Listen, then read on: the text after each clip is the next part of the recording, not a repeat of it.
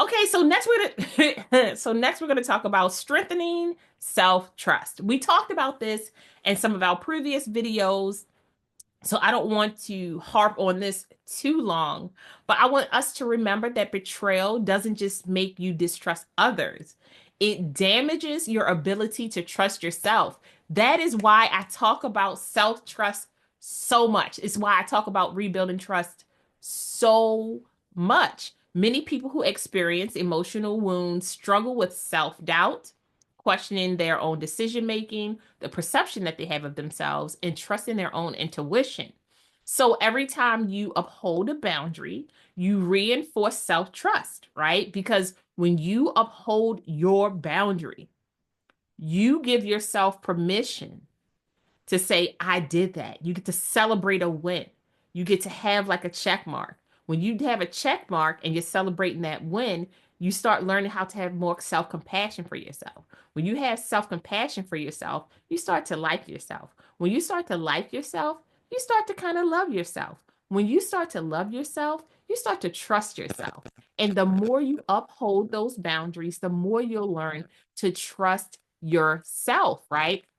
So when you prove to yourself that you can recognize what is best for you, best for your well-being, best for your emotional environment, and that you are protecting yourself self over everything, over time, practicing these things will help you build confidence in your ability to navigate relationships and make decisions that serve your best interests.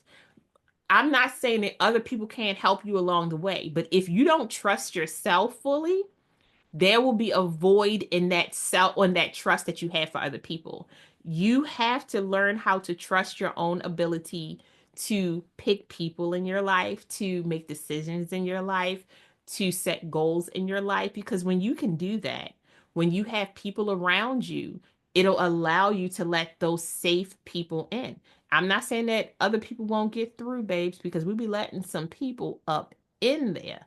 But that is just a way for us to focus on blocking people who don't honor our boundaries. And we want to learn how to trust our instincts and figure out what best helps us heal. So that's like one of the best ways that we can do that. And then we want to talk about what it looks like when we are redefining relationship expectations. Listen, dynamics of a relationship, what you need and expect from other people, clear guidelines about your relationships, closing unhealthy chapters and renewing new ones, and also creating healthier connections.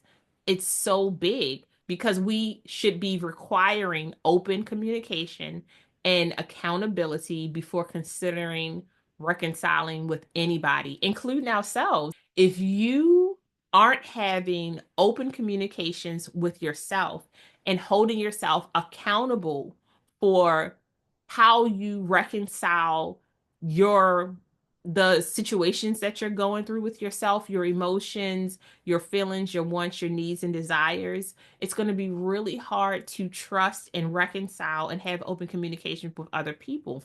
When you can be very honest with yourself, when you can be very open with yourself, when you give yourself space to fail forward, when you can be more compassionate with yourself, when you have space where you are allowing yourself to feel all of your different emotions and understand that you're going to have a day where you start smiling, and it doesn't mean that you are condoning what you went through. It just means that you had a day when you started smiling, you found joy in the midst of that storm. And that is such a beautiful way of finding just a little rainbow in the midst of a hurricane. So I want us to be very intentional about how we want to be respected, what communication looks like to us, what honesty looks like to us, and what emotional accountability looks like to us. Because when you open yourself up to healing in a relationship, you have to be very transparent about how you want to move forward and what kind of boundaries you need in order to have that be a part of the conversation. So I hope you guys are good. I'll talk to you guys soon. Bye.